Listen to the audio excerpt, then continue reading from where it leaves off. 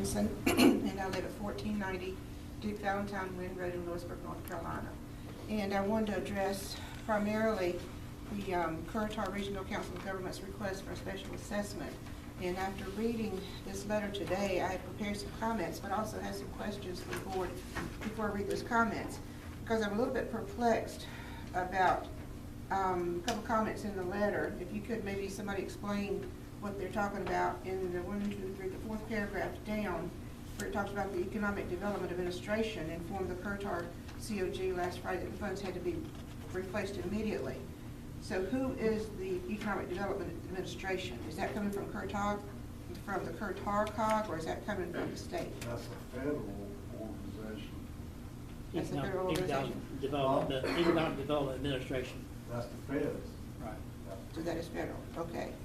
Just wanted to clear that up. There was a revolving loan fund, Ms. Hutchinson, that the COG used to lend to small businesses. Okay. And as they repaid it back, it was a revolving loan fund. You were able to use that again for another customer. That's what those funds were.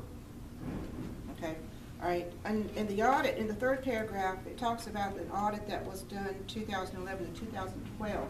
Was this a local audit, in-house audit, or was this their annual audit? Anybody know? I'd like a lot of those questions to be answered with the presentation. With the presentation, okay. See if they had one other question.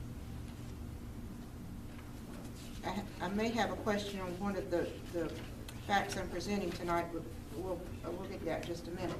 But after reading the information contained in item 4 on the agenda and realizing that this special assessment is a result of a serious lack of financial control of the funds already allocated to the COG, I find it very concerning that we would approve this special assessment without knowing more of the details as to how all of this came about. The letter from the chair of the board of directors was completely absent of any reasonable explanation, yet they're wanting us to increase our yearly allocation of $25,000 to a figure closer to $79,000 just from Franklin County, and this is a one-time assessment. I went back and reviewed our budget for last year, 2012-13, and it seems that our annual allocation to this COG is $25,000 a year. Is that correct? Okay. So now they're asking for a one-time assessment of 3 times that amount, and we're looking at malfeasance at its best or worst, whatever you want to call it. So how can Franklin County or any other county in the Kerr-Tar COG possibly agree to such an outlandish move? So I just want to make sure that figure. The normal contribution is right at $500,000 for the year, and now they're asking for over $300,000 as a special assessment. So we're more than giving them half the allotment they would normally get. I can't see the possibility of us even entertaining the idea. We have to ask how much of the funds were misappropriated or missing or whatever the law stemmed from. As a Franklin County taxpayer, I have to take a look at this and say absolutely not on my dime until we know exactly what happened. And then if we don't get the right answers, then we should not approve this one-time assessment. And depending on what those answers are, and somebody mentioned earlier that the person involved is no longer with the COG. So we need more information about that too. We have no accounting at this point to show where those funds went to. Somebody mentioned that there was possibly some commingling of funds. You know, how can we possibly even think about doing this assessment?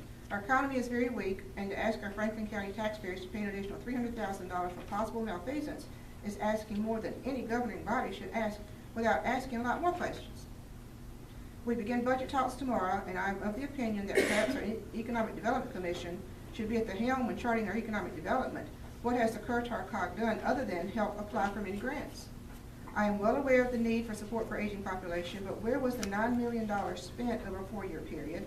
And why can't Franklin County take care of our seniors without this COG? Surely $9 million was not spent on Meals on Wheels or transportation or in-home aid.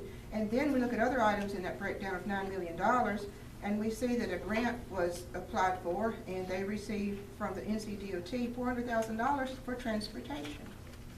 Is this a duplication of efforts? Can we not hire our own grant writers? Wouldn't it be a lot cheaper?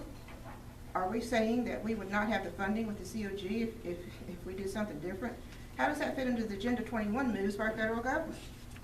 Are we willing to give up our own sovereignty in Franklin County to other entities? Can Franklin County not be more self-sufficient in taking care of its taxpayers, or are we completely dependent on other resources? And I think that is the question that I've certainly asked to the board, and really to all the citizens of Franklin County. We must look at our tax rate, something that we should not be proud of at all. It seems time to start to realize that we have a problem that only we can fix.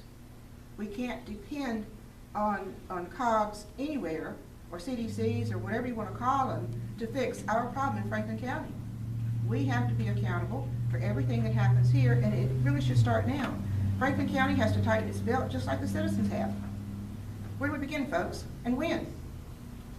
We carry around $220 million in our budget year in and year out. And we have another $12 million in our capita fund. Something's very wrong here. How can we go from $9 million last year to $12 million in our capita fund in a rainy day fund? It seems that we're the ones needing to make assessments of where we stand in our local economy. And this is not to berate you, to put you down. This is simply to challenge you as our county commissioners to do what's right for the people of Franklin County. We have, of course, the second highest tax rate in the state. How can we survive as a county? How can we provide jobs, or even attract industries to come in here with that kind of a tax rate? We see them leaving. We saw, the uproar last year when one of the companies left and went to a neighboring county because they didn't have the burden of the high tax rate. This is what has to change. And things like this special assessment, how can we possibly entertain a special assessment when we know something was very wrong to create that deficit? This is something we should never consider. Thank you.